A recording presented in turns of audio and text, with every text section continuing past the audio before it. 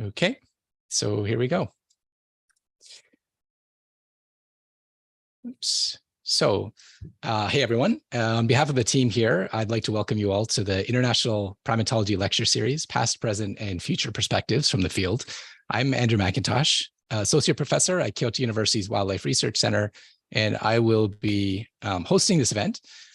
This lecture series is part of SciCasp's Seminar in Science Communication, and that's run by our Center for the International Collaboration and Advanced Studies in Primatology at Kyoto University's Center for the Evolutionary Origins of Human Behavior. Through this initiative, we're aiming to try and capture some origin stories, either about the careers of really well-known primatologists or wildlife scientists, or about the evolution of their big ideas. And or just generally to see what they've been up to over their careers and what we can learn from them as we all progress at different stages of our own. This is the 20th lecture in our series, and what an honor it is for us to be able to introduce Dr. Gladys Kalema-Zikusoka. So I'm going to, as usual, turn it over to Dr. Michael Huffman for the introductions. Thanks, Andrew. Gladys, welcome. We're all very, very happy to have you join us today.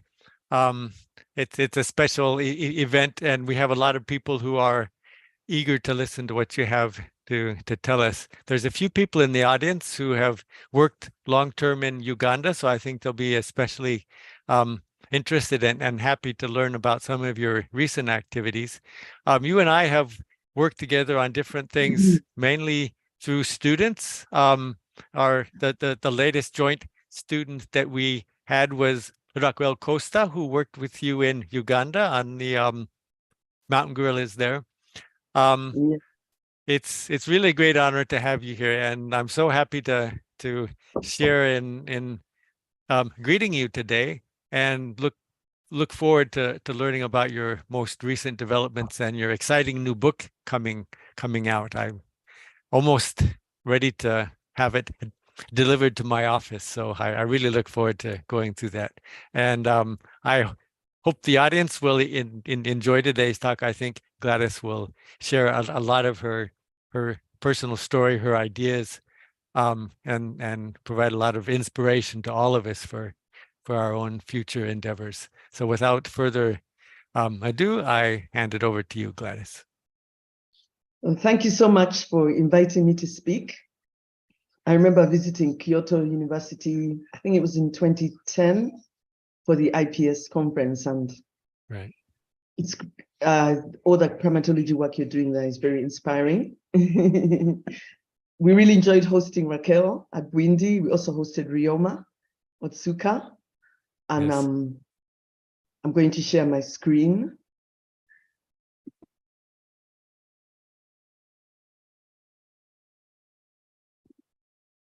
It's coming up. Okay, got it. I put it in screen slide mode. Yeah, perfect. Okay, it's all yours. And thank you so much for inviting me today. My career in primatology began some time ago.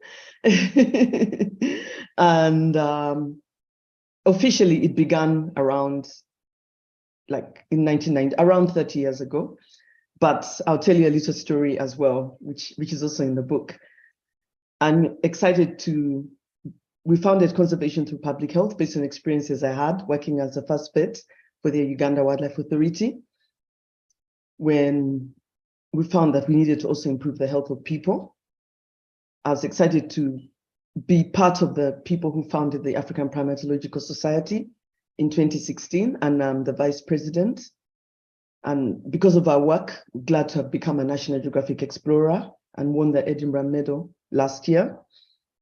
And also to be on the World Health Organization Scientific Advisory Group for the Origin of Novel Pathogens. And last year, I was really excited to win the Tauberg SNF Global Leadership Prize for our work dealing with human-wildlife interactions and disease. In 2021, UNEP gave me the Champion of the Earth Award. And the year before that, another One Health advocate, who's also a veterinarian, Dr. Fabian Leandetz, won the Earth Care Award for Science and Innovation.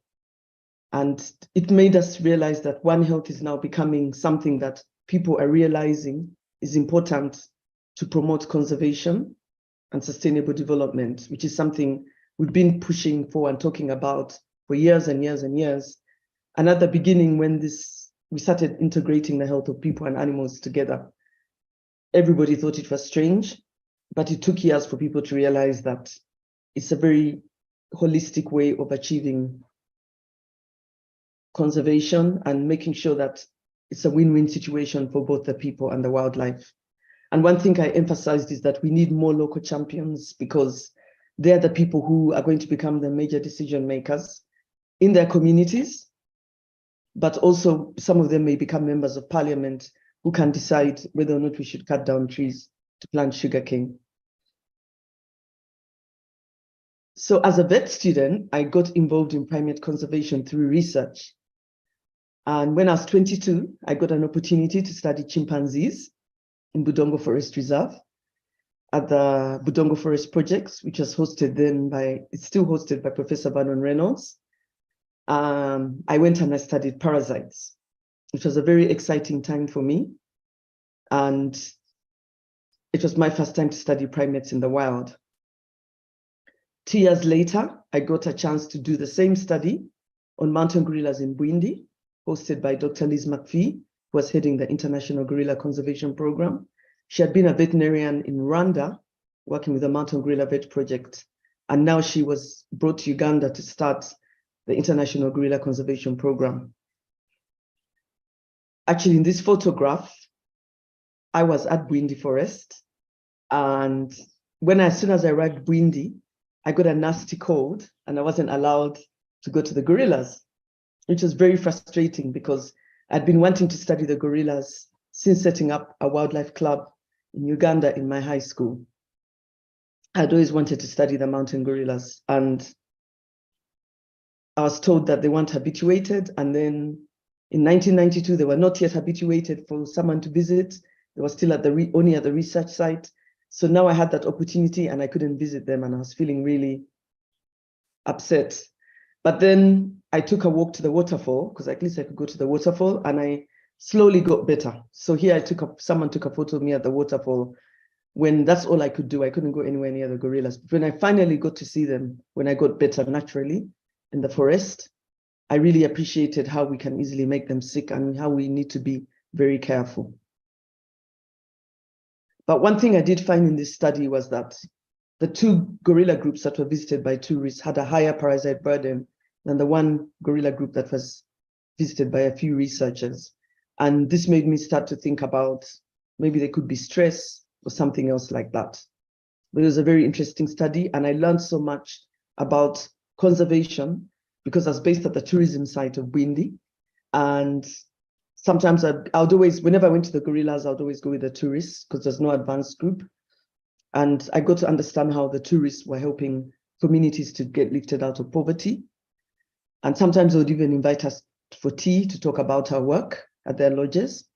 And so by the time I finished, not only had I learned how to do a study on gorillas, but I'd also learned the importance of tourism in supporting community conservation. And I'd learned a lot about conservation.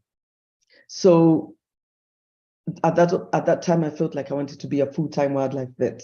I've always grown up with a lot of pets at home. And actually, the time that I wanted to talk about the monkey, there's a vervet monkey that used to live at the next door neighbors. And one time, he always used to come home and pull the cats and dogs' tails and steal fruit in the kitchen. But that one time I was playing the piano, I felt like I wasn't alone. And sure enough, there was a monkey sitting behind at the window, and he came and played a note after I left the room. So that was so fascinated, because I was like, wow, monkeys are that intelligent. I think I was around 8 years old at the time. So then after setting up a wildlife club, I got to hear about the mountain gorillas in my high school in Uganda. And finally, I got to study them in Bwindi. So this is one of my favorite gorillas. He's called Kanyonyi. I knew him since he was a baby. His father was called Ruhendeza, and he was the first gorilla his group was the first one to be habituated through tourism in Uganda. He was called Ruhendeza because he liked sleeping a lot. And Kanyonyi eventually took over the group when his father died in 2012. By that time, he was so used to people, and he used to frighten tourists to see their reaction. Because what was interesting is when we started out in 94, we always thought the Bwindi gorillas were very shy compared to the Virunga gorillas. The few times I went over to the Virungas to help maybe with snare removals when they invited me over to learn as well, to get a lot of experience, I saw that the gorillas there were so used to people, but the ones in Bwindi weren't. But now, by the time Kanyonyi was in his late teens, he was already frightening tourists to see their reaction. And now the Bwindi gorillas are so used to people. And actually, that's something that Raquel has also been studying, and Rioma in the park. Mountain gorillas are only found in 2 places. Bwindi Impenetrable National Park, which was the population discovered later, and the Virunga volcano is the one that late Dr. Dan Fossey worked in the 70s, actually the late 60s. And it was actually the gorillas were discovered or first visited by Professor George Shala and the late Dr. Dan Fossey. And the Bwindi population became known in 1987. Kanyonyi was one of the gorillas that unfortunately died in 2017. And he didn't die because of a human disease. He died because of injury and normal gorilla behavior. And this was something else I had to learn as a vet, that you don't just intervene with any animal that is sick. From the very beginning, it was always you only intervene when it's human-related or life-threatening. And so when I started out as the first vet for the Uganda Wildlife Authority, they felt they needed to hire a vet because gorilla tourism had begun, and they were concerned that tourists were going to make gorillas sick with a fatal flu like COVID-19. So when I was hired to start working in Bwindi, I was always very conscious of that fact. And like with the case of Kanyonyi, he basically fell off a tree, got an infection, which never got better in spite of treatment. Then when he got into a fight with another silverback who wanted to take over the group, he never really recovered and died, which was a very sad day because everybody had got to know him. And when I shared the tribute on Facebook, we got over 300 shares and people posted photos that they had taken of Kanyonyi. But it showed how far gorilla tourism had gone and how much people were willing to protect the wildlife.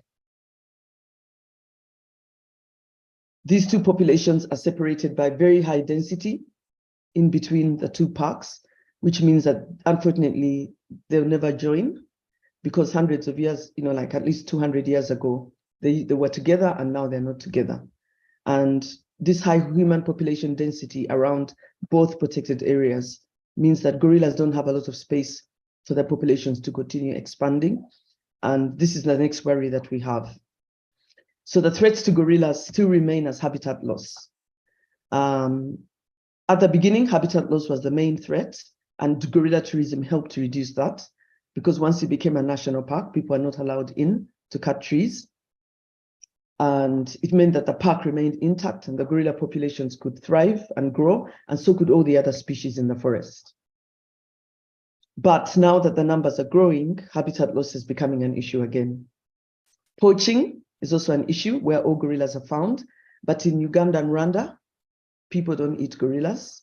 The Batwa hunter-gatherers who used to live in this park, it was a taboo for them to look in the eyes of a gorilla, so they avoided them, and they kind of coexisted with them, but they set up snares which gorillas and other species end up getting caught in, and they would mainly be wanting to eat the dike and the bush pig. But because of the hard edge, the gorillas come out. And when they come out, they eat people's banana plants. They developed a liking for that. And this causes a lot of conflict. So this particular farmer is very upset that his banana plant has been destroyed by the gorillas. And I remember asking him at the time that, are the gorillas important to you? So sorry about what happened. Do you still think gorillas are important? He said, yes, because my children are employed by the park. And some of the money from tourism is shared with the local community to build schools, clinics, and roads. But the individual farmer like me, whose crop is destroyed, I'm not compensated. And so I spoke to my bosses at the time, and he became one of the leaders of the human and gorilla conflict resolution team that has gorillas back when they come out. And of course, people put out dirty clothing on scarecrows to chase away baboons, which is worse offender than gorillas, gorillas and other wildlife. People tend to complain more about the baboons about the gorillas because they know tourists pay a lot of money to see them, but they don't cause as much damage as the baboons, which are there all the time. And unfortunately, this baby gorilla got scabies because his group went outside the park to eat banana plants. They most likely touched dirty clothing and the mites spread through the group. The baby died and the rest only recovered with treatment. And this made us realize that we needed to do something about the health of the people as well. We also got other cases like this one, for example, which we're not sure whether it was human related or not. This particular gorilla developed a rectal prolapse. And the first time we saw it, the prolapse went back. But a few months later, the prolapse stayed out. And I was called in to intervene on this gorilla. But even intervening was a bit contentious because some people thought we were going to intervene in already endangered population, and this could be due to bad genes, and we could be promoting bad genes and in an endangered population. But the warden was like, you have to do something. The tourists are stressed, are getting very upset about it. And I felt as a vet that since we don't even know if it's really genetic or not, we need to do something. So for welfare purposes, I intervened, operated on Kahara, who's actually the older sister of Kanyonyi. Kahara recovered from the operation and she went on to have babies, which is very good. And everyone was happy she recovered.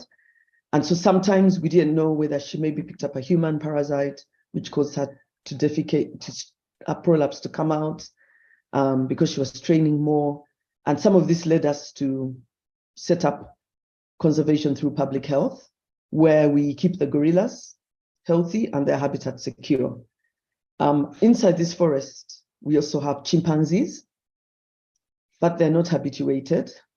A decision was made not to habituate them so that people can visit the chimpanzees in other national parks in Uganda, including Kibale National Park, Budongo Forest.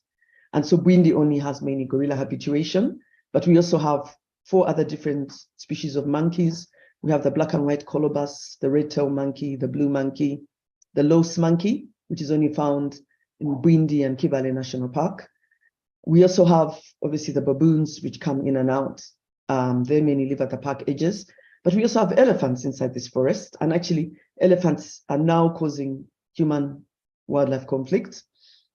And we have over 200 species of butterflies and 300 species of birds. But it's also a very important climate modulator.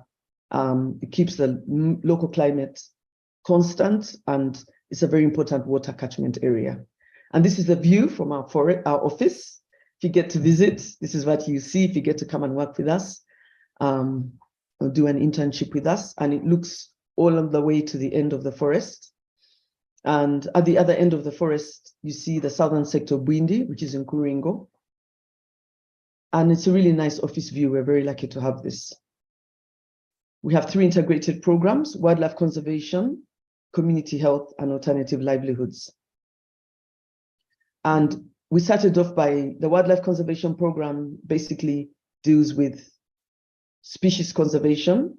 We started off by focusing mainly on preventing disease between people and gorillas. So there's a big focus on wildlife health and community health.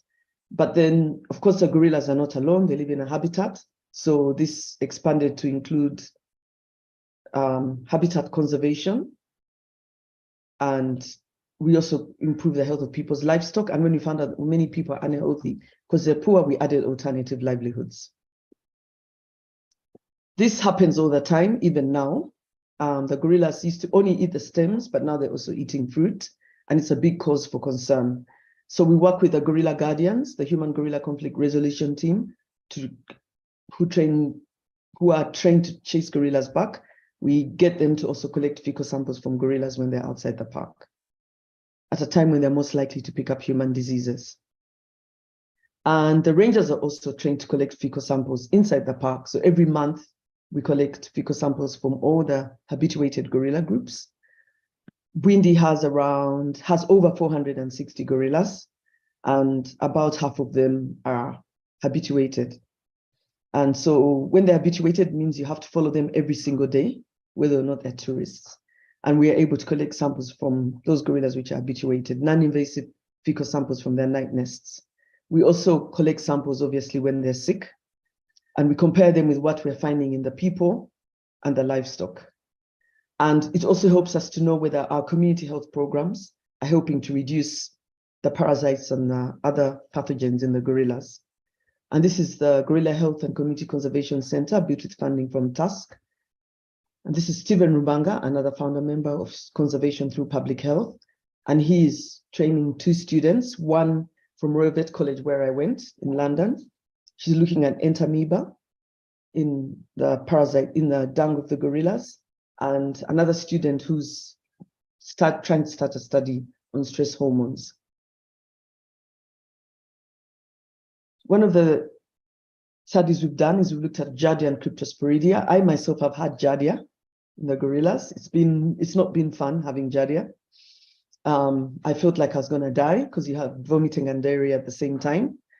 And we looked at Giardia and Crypto in people, gorillas, and livestock.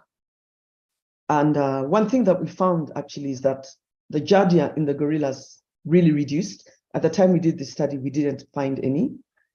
It was very high in the people, quite high, at least in the children who had diarrhea at the local health center, the Bwindi Community Hospital, 40% of them had Giardia.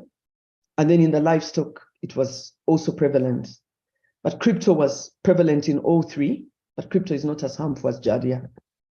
And so we published a paper on this, which talked about the fact that maybe Giardia is going down because of the community health programs. There's much less open defecation. So when gorillas go out into people's gardens, they don't find open defecation.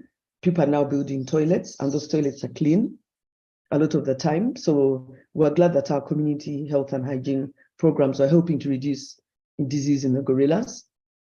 And then what we did is we ended up recruiting more village health and conservation team workers, which are community health workers, trained to do conservation work in villages where gorillas had Crypto, because those were the poorest villages with the worst hygiene indicators. So we got more of them there.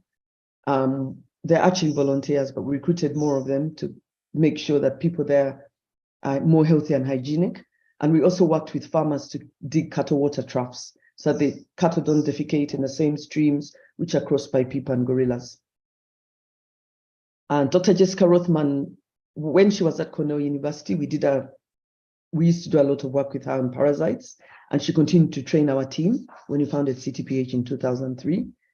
And she was able to come up with this very nice photograph of Giardia and Crypto. Right now, she's in Hunter College as a professor at Hunter College, nutritional ecology. And so we're glad that with this One Health study, we're able to show that improvement in community health and hygiene is resulting in improvement in gorilla health. So in our community health program, we carry out a lot of behavior change communication, focusing on preventing disease between people and gorillas.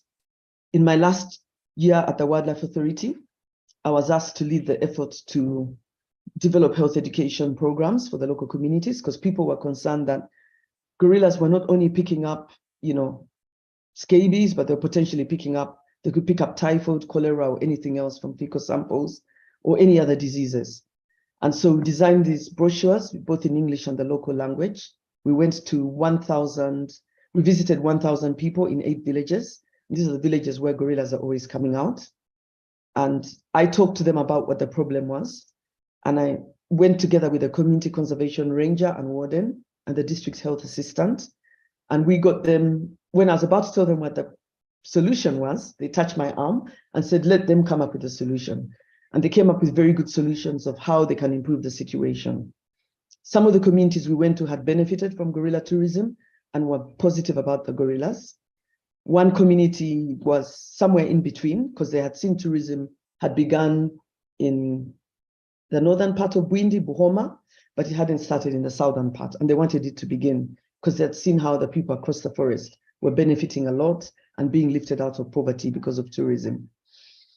And then the third group of people were in Congo, and they denied that they had seen gorillas because they thought we had come to arrest them. because some gorillas had disappeared over there. But they came up with very good suggestions, and a lot of what they came up with is what we used to start conservation through public health. And the main suggestions were like, we should strengthen the human-gorilla conflict team that has gorillas back, because they really didn't want to make gorillas sick. And then they also suggested that they wanted continuous health education, like we had given them that day. And they also wanted health services to be brought closer to them. And this made me realize that we couldn't keep the gorillas healthy without improving the health of their human neighbors. So something else that we started to do was giving injections through family planning injections. This was done with in partnership with Family Health International. We added family planning on the program when we found that people are having very many children. Some people are having as many as 10 children, and they'll tell you that half of them are to go to school, the other half is to chase wildlife from the garden. And of course, those who don't go to school will always be going to the forest to poach. They'll never have a job, and you can't break that poverty cycle. You have teenage pregnancies, and forever the forests and the wildlife are always going to be under threat. And that's when family planning seemed to make a lot of sense.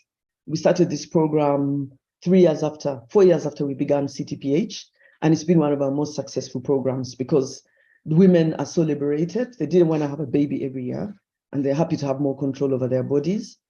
And then the men, it's all about balancing the family budget. So they realize if they want to reduce poverty in their home, they need to embrace family planning. So that has gone really well.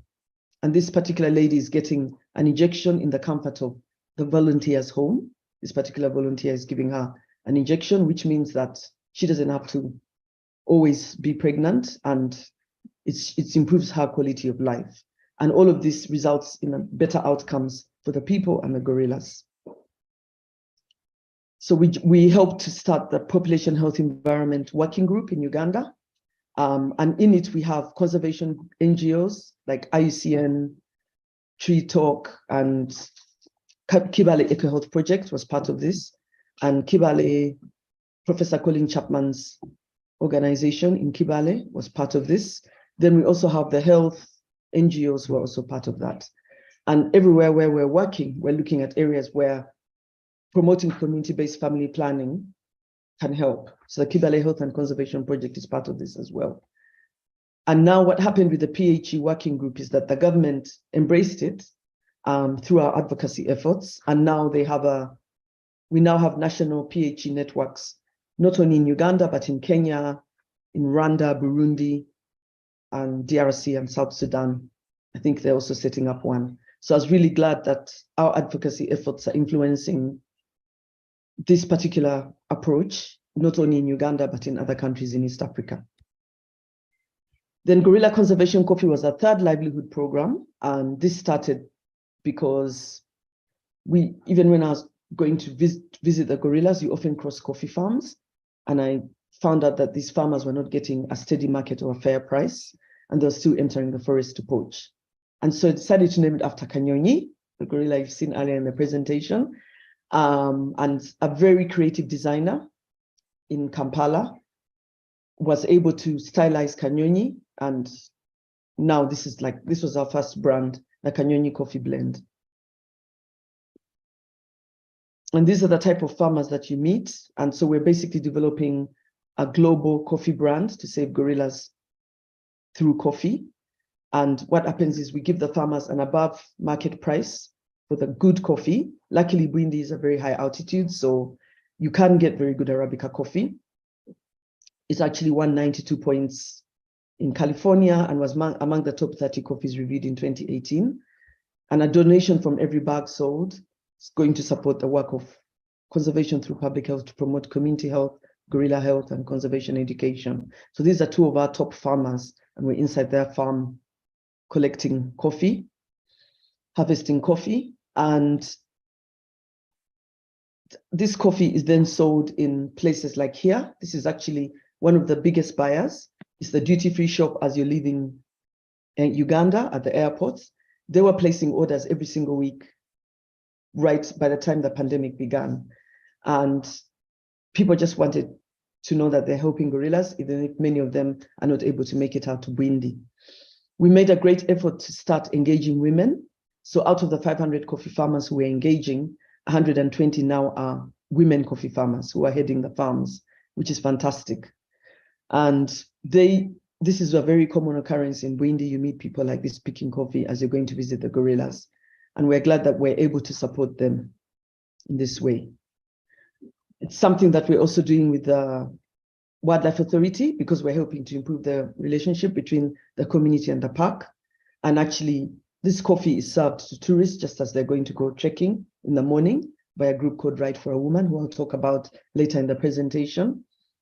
Uganda Coffee Development Authority is the one that manages coffee in Uganda, just like UA manages wildlife. And they're a great partner of ours. They're happy that we're getting Ugandan coffee known outside Uganda, getting it marketed. And we're part of the Conservation International Sustainable Coffee Challenge, which aims to make coffee one of the first fully sustainable crops in the world. And they're happy to have us there because we're one of the very few conservation organizations there. Almost all of them are from the coffee industry, but they've managed to influence groups like Starbucks to start collecting coffee from knowing where their coffee is coming from and not just buying coffee from anywhere, and making sure farmers get a better price. And we're working with retailers in UK and other countries, Manure beans, and New Cafe helps to roast it. And we were happy to win an award in 2017 from the Switch Africa Green Award. But we helped the Bwindi farmers to create the Bwindi Coffee Growers Cooperative around the park. We're really pleased that the mountain gorilla population has grown in the past 25 years. I participated in the very first census in 1997, the one at Bwindi, where we counted 300 gorillas, and we're glad that the population is steadily increasing. And because of this, the gorillas were lifted from being critically endangered to endangered in 2018 by the IUCN, which is a real victory for conservation.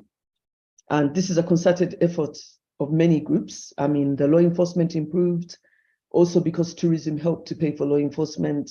Veterinary care started in Bwindi in 1997, but it was there earlier in the Virungas. And all of it has shown that being able to save every individual gorilla has really helped to contribute to the population. Community engagement has really helped. Money from tourism is shared with the local communities. Most people are in the park are employed from the community, and this has really helped. And the research and monitoring has really, really helped as well to know what pushes, why are gorillas going out and how can we stop it?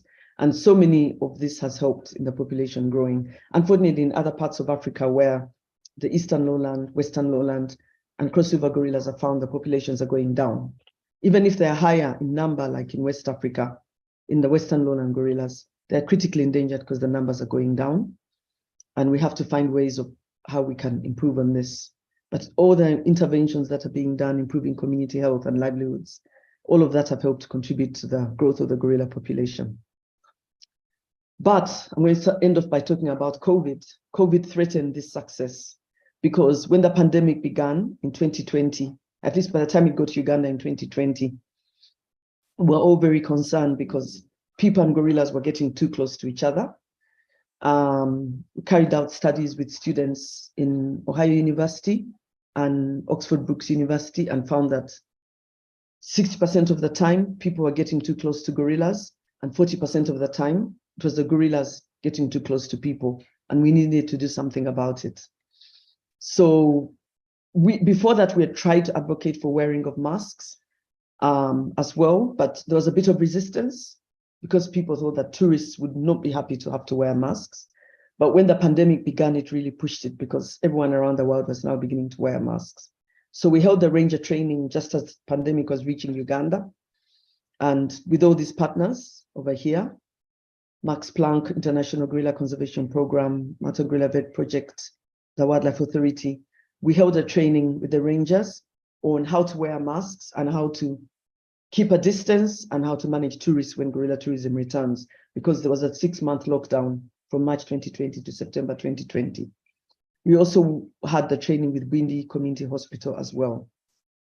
And so the Grade 8 Green guidelines were upgraded, and they actually fitted in with what IUCN had been advocating for, the IUCN guidelines. But through this training, we were able to make the government buy into it, and it became possible. And not only that, the government increased the distance from 7 meters to 10 meters, which is fantastic. So the minimum viewing distance is now officially 10 meters. And these were one of the first tourists who went to the gorillas wearing masks. And this is the training that we had that day. So it was also a recommendation of the gorilla pathology specialist group. So during the pandemic, we trained the gorilla guardians on the left here. And temperature taking became a big issue because the very first COVID case in Uganda didn't have a cough or flu, but they had a high temperature. And so now everyone entering Bwindi has to have their temperature taken to detect subclinical infection. And then we developed some brochures, and where we have a gorilla on the brochure as well. And people can call out the Hugo members when the gorillas come out. And the Hugo members were also given masks. And during this time, there was social distance. We were allowed to be essential workers because of the One Health approach. So Stephen went out, we all went out and talked to the communities. We were only allowing gatherings of 5 people. And then they would go out to the communities with soap and posters and talked about the importance of having hand washing stations, which really went up during the pandemic, as well as providing soap for everybody. And then during the pandemic, we promoted because we were sitting on the Ministry of Health COVID-19 task force, we were asked to develop village COVID task forces wherever we are. So we developed them in 59 villages, in 8 parishes bordering the park where gorillas come out. And this enabled engaging over 470 people. So it was not only the village health and conservation teams who were heading them, but we had the rangers who were at every task force meeting, and the porters who carried tourist luggage to the gorillas. And of course, you had the local council chairman, the schools, and the health centers were also on this committee, and the women groups. And the whole idea was to prevent mild cases of COVID becoming severe cases, which then need hospitalization. And when there was no more oxygen in the country, it had really gone down and there were no more beds. And so in that way, we're preventing COVID spreading in the community.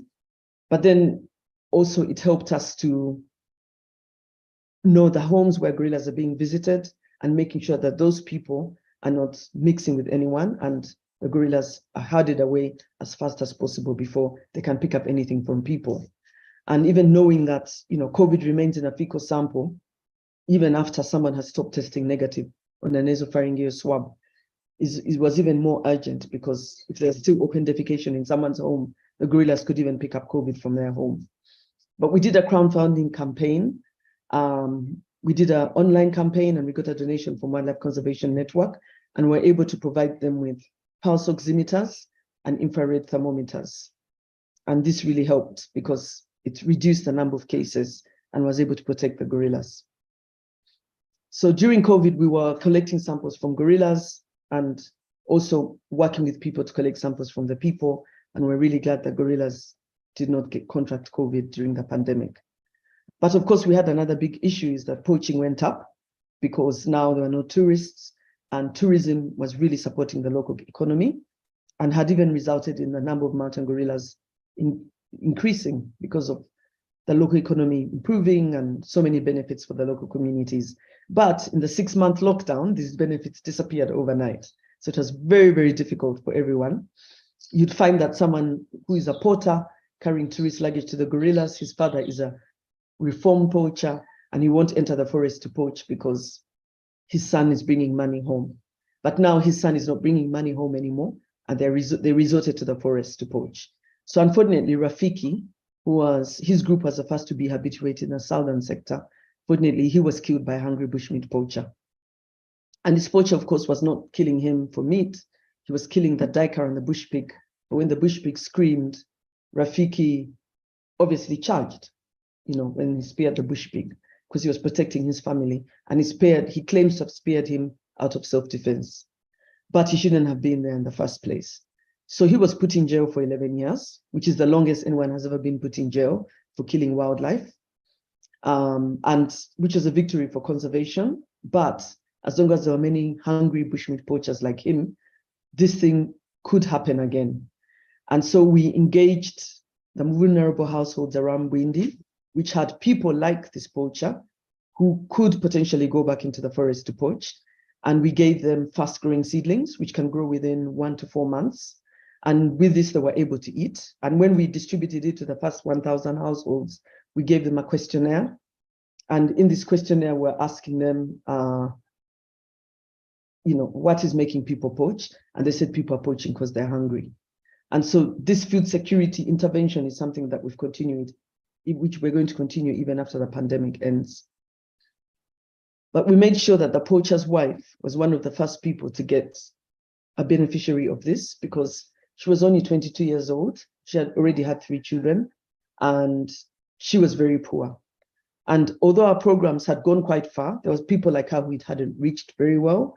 And so we really made sure that she was one of the beneficiaries of the Ready to Grow. During COVID, we also had a challenge because most of the people who were buying the farmers' coffee were tourists coming to Bwindi or other parts of Uganda, and they were not there anymore. So we're able to get a buyer from UK, Manu Robbins, and they've placed about 15 orders since the pandemic began. And this meant that we now had money to buy coffee from farmers, and we're able to keep some people out of the forest, which is something that we're very pleased about. We also worked with Right for a Woman. They were a local group that supports women to make, tablecloths and really nice material for tourists. And they were also out of business when there are no tourists. So we got them to make the masks for the rangers, and they're now continuing to make masks for tourists and everybody else. So during COVID, of course, we're very concerned about, disease transmission. And we joined the African CSO Biodiversity Alliance, which was created during the COVID pandemic, because it wasn't possible to have a conventional biological diversity conference because of the pandemic. So we decided to create an Africa version, an Africa subgroup, and to strengthen the African voice within the CBD. And when I told them the activities that we're doing in Bwindi, they were very excited and asked me to develop a policy brief. So we partnered with International Gorilla Conservation Program, and this policy brief we decided would be for all the countries in Africa that have great apes, especially the 13 out of 22 countries that have great ape tourism.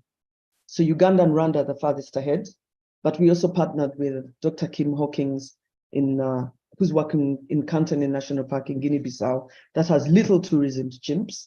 And we all got together and came up with a campaign as well to protect great apes from disease. So this particular policy brief was launched at the IUCN, the first Africa Protected Area Congress in Rwanda, which was supported by IUCN last year. And we wanted that even as we're coming out of the pandemic, everybody should be ready to wear masks, maintain the distance, be healthy, look out for the welfare of their great apes so that they can benefit from them from tourism, but also at the same time get tour operators to take tourists, not only to the gorillas, but also to the communities. Because once communities meet a tourist, they're less likely to enter the forest to poach. And when we launched this policy brief, we had on their panel discussion that had one of the first tour operators to great apes in Uganda and Rwanda, Praveen, Volcano Safaris. He was on the panel, together with another one from Rwanda, Manzi, with Wilderness Tours. And then we also had the Deputy Director of Rwanda Development Board, which manages wildlife in Rwanda, the Chief Warden of Bwindi, and Dr. Emmanuel Normand, who works Chimpanzee Conservation Foundation in Ivory Coast, and they do some ecotourism. So they were on the panel discussion, and we presented together with International Gorilla Conservation Program, who co-authored the policy brief with. And we were happy that it was considered one of the conference highlights. I'll end off by talking about the African Primate Society.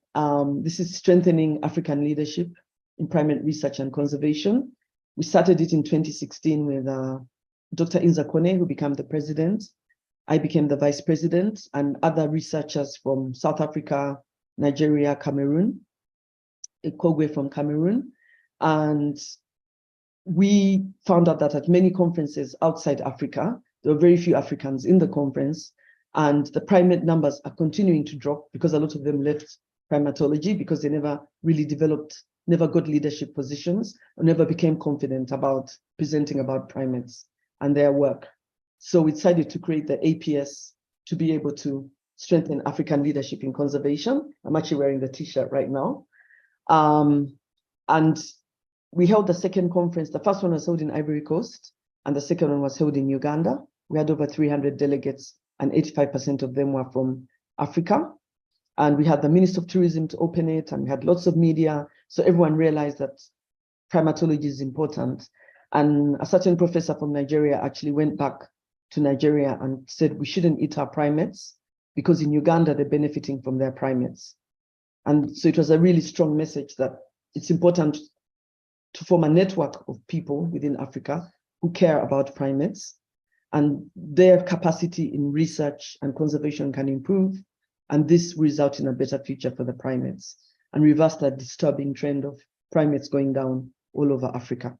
We published a paper in the Current Conservation magazine, and we developed these t-shirts, which are very popular even up to now. Even tourists like to buy them. But we hope to have the next conference in Gabon, but then COVID came along, and it's going to happen soon, now that the pandemic is coming to an end.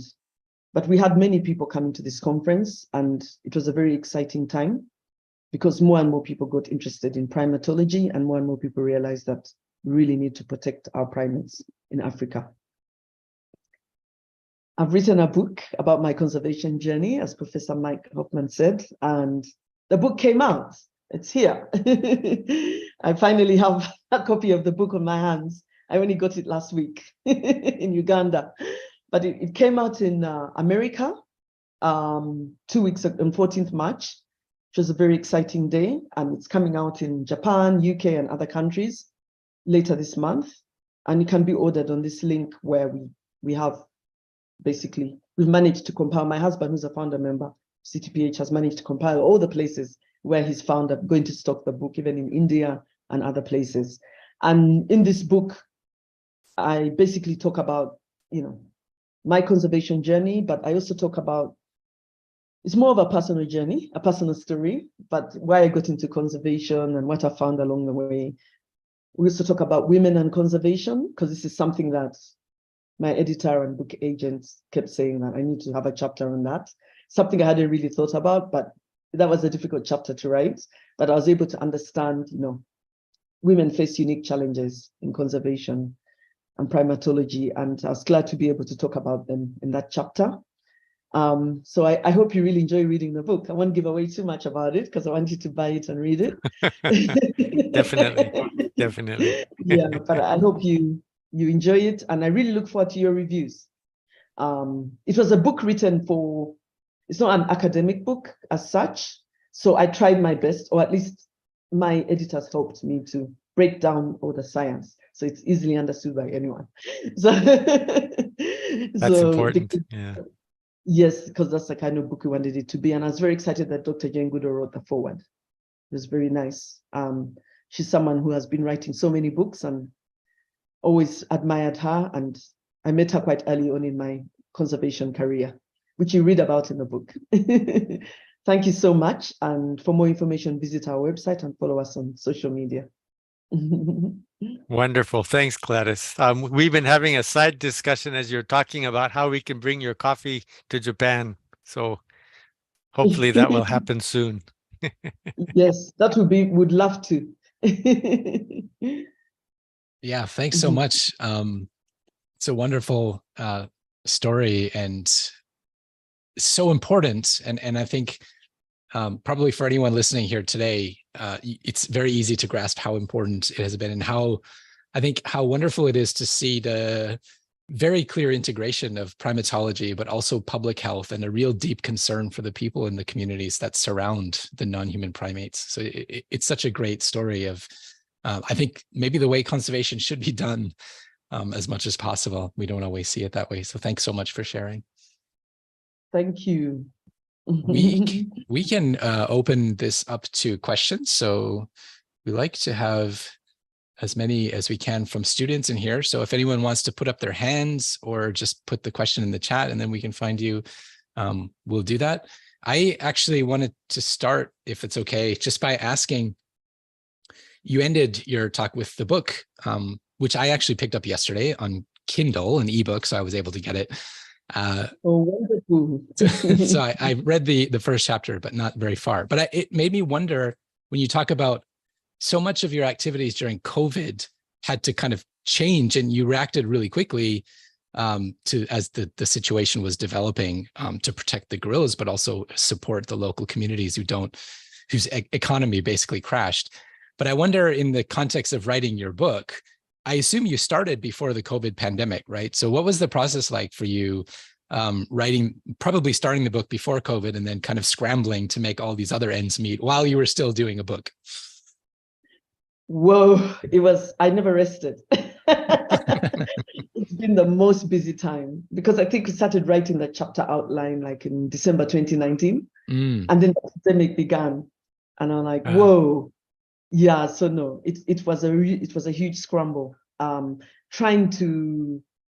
We just had to react, because we couldn't sit there and watch everything happening when we had actually developed an approach that can address the pandemic, a One Health approach.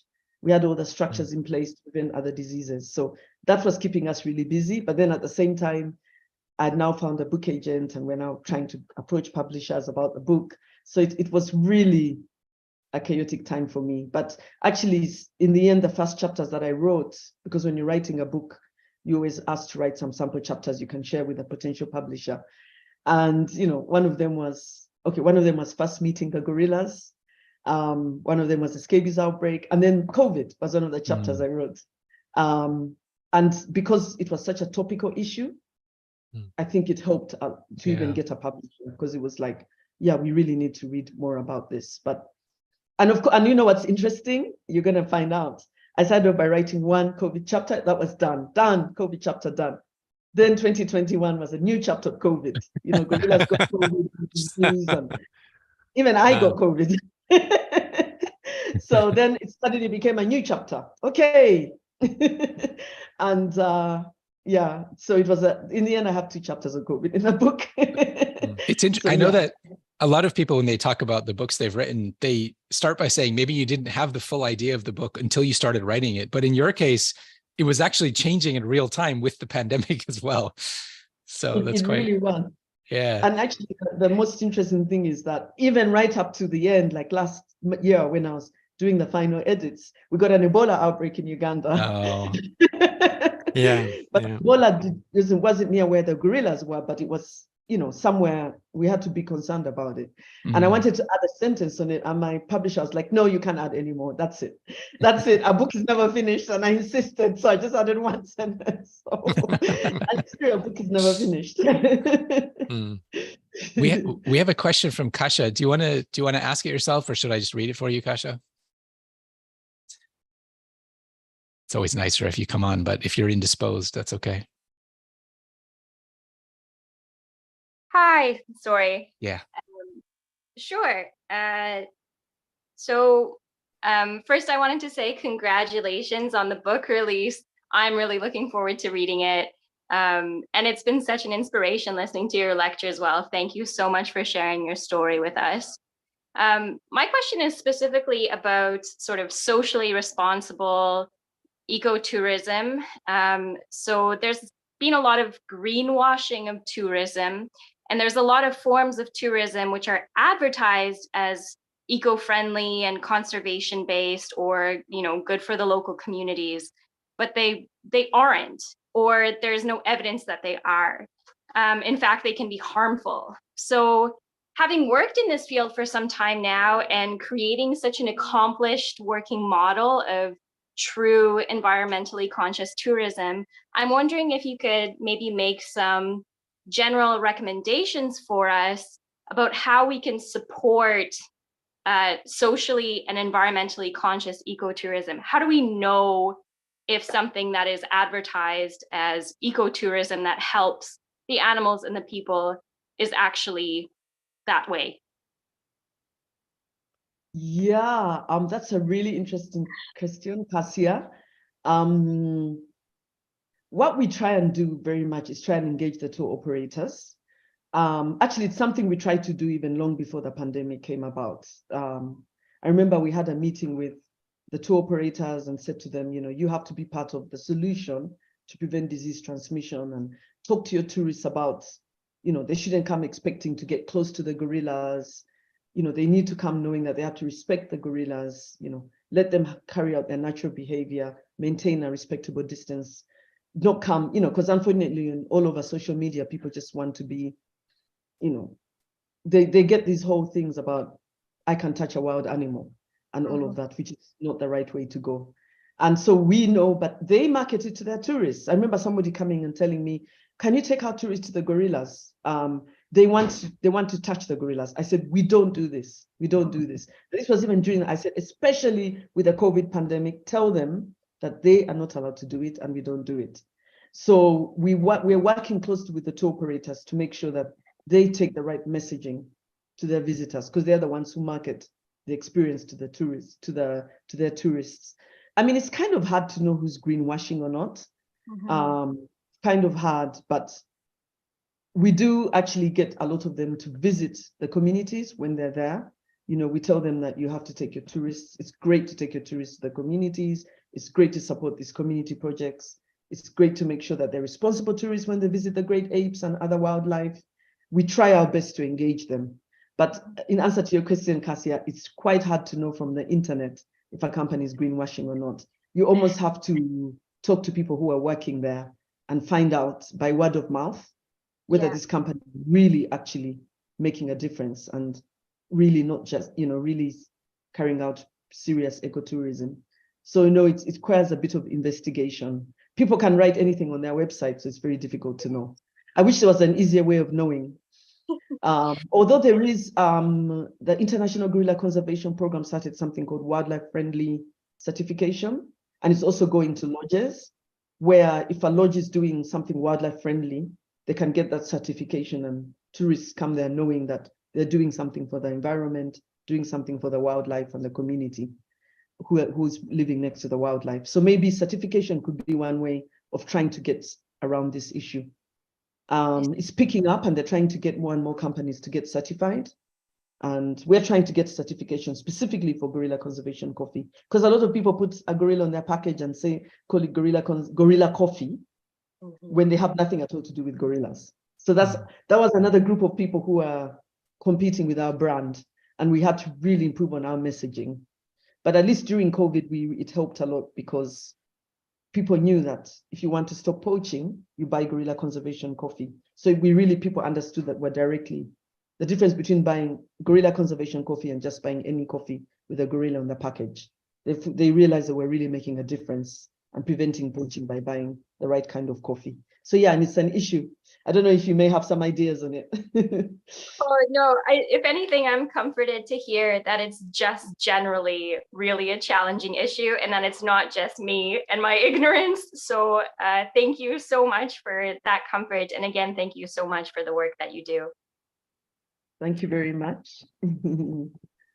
Okay, do we have any other questions? Folks just warming up. Raquel, do you want to ask, or are you stuck in quiet mode and you want me to read for you? Yeah, sure. There she is. Just to break the... Hey, hi, Raquel. how are you? I just want to say hi. I don't know how long. Very long time.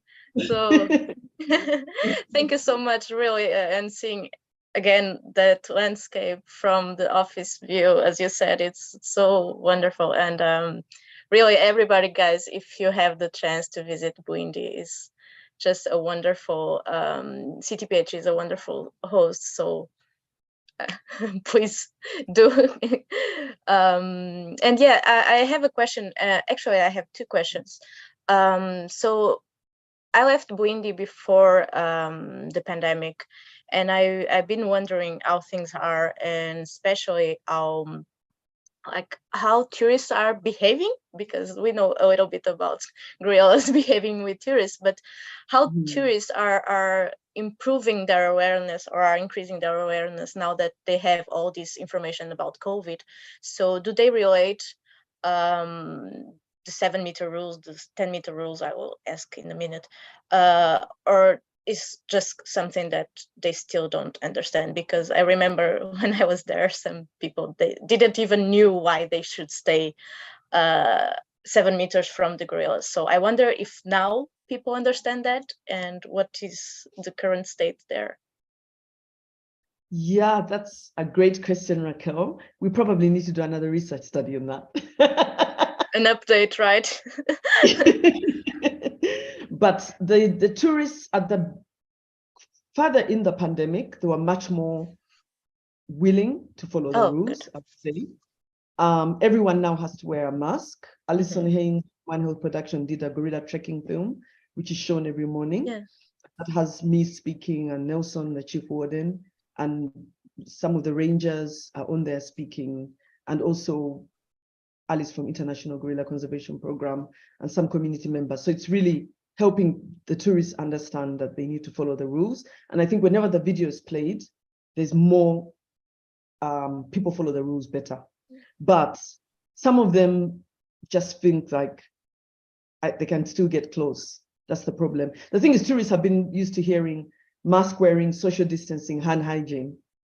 So some of them follow the rules and some of them don't. But I think it's got better. It's got better. What the rangers told me is that it's more the gorillas breaking the rules than the tourists breaking the rules. You see what I mean? Because the gorillas don't realize that there's COVID. But during the pandemic, we did train them to be further away. So the gorillas got used to people being further away. But now it's, tourists are beginning to, some of them are like, COVID is over, or I'm vaccinated, so it doesn't matter. There's all of that. But the mask wearing is something that we're really enforcing. I mean, some people don't put on a mask properly. You tell them, put it on properly when you get, like it's this whole relaxation that COVID is over and we don't really need to wear a mask. But that's why even in the Protect from Great Apes Disease campaign, we're like, it's not just COVID, but any other respiratory disease. For example, they found that in Rwanda, the respiratory disease is reduced in the gorillas in general because of mask wearing. And so it's beneficial for the gorillas, not only for COVID, but any other disease. And so it's a big battle though, Raquel. We have to really, I don't know what other measures we have to use, but we have to keep going on and on and on and about the tourists so that when they come, they don't expect to get close to gorillas and they should be ready to wear a mask. Yeah, I think it's probably a work we need to do before people start to trek, before people enter the forests. And actually, I was wondering, because I was a bit concerned about the use of masks. Of course, we need to use masks, but do people, and I want to hear from you and from someone that is in the field right now, I was afraid that people, because they are wearing masks, they would approach gorilla more easily because they feel safe somehow. Like, no, even if I'm sick, I'm wearing a mask, so it's okay to approach anyway. So yeah, I just wonder if that was the case or not. So the distance, you say it's like still increasing or not, like in sense of keeping a distance to from the gorillas. Yeah. Unfortunately, I think it's beginning to reduce again. As people become more and more relaxed, feeling that the pandemic is coming to an end. But the rangers, we are really enforcing it. We've held a number of ranger training workshops to keep the distance. So I think it's further away than it was before the pandemic began, but it's not too closer than the 10 meters, yet it's supposed to be 10 meters, Yeah, so about the 10 meters, I remember UWA issuing a communicate about this, about increasing the distance for 10 meters. But, and I may be missing here something, they retrieved this communication from their website, and the flyer that is available for tourists now is, so they still mentioned the 7 meters, and this was updated in April last year. So did they retrieve this this new rule, or is something that was just missed? I think they made a mistake on the website. Do they also say mask wearing on the website, or they don't? I can confirm. I just checked the website to see if there was any update, but no. So it's I can even send it over.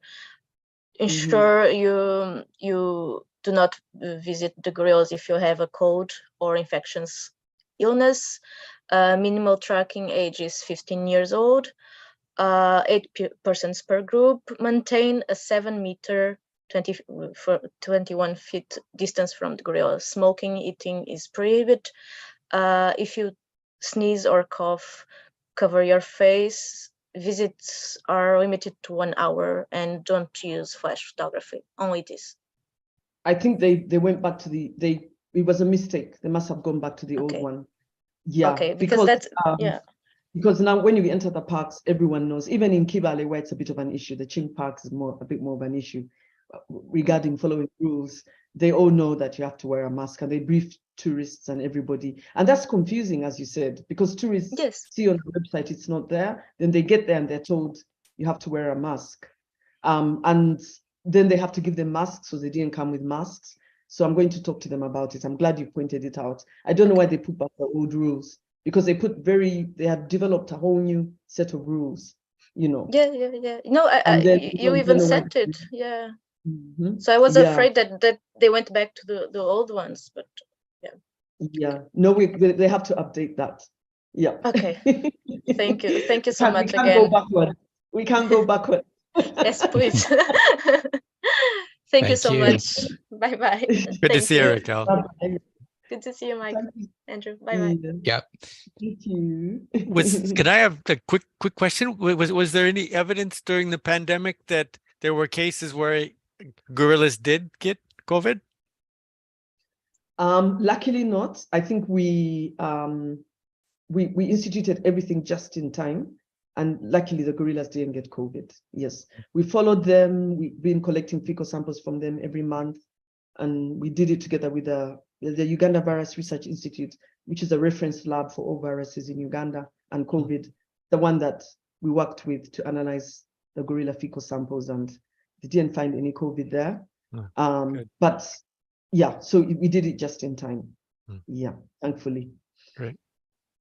Gladys, you talked about it a little bit towards the beginning about the role of a wildlife veterinarian and the decision to intervene when something is happening, when you have the potential for a health intervention. I previously spoke with Chris Whittier about this. So gorilla doctors, I think that was one of the questions that people think about when you have this possibility of supporting population support through health interventions. But for you, I wonder maybe if you could just like define a little bit, what are the main things that you consider when you decide whether to do it or not an intervention? And then how has that decision changed maybe over your time working as a wildlife vet with gorillas?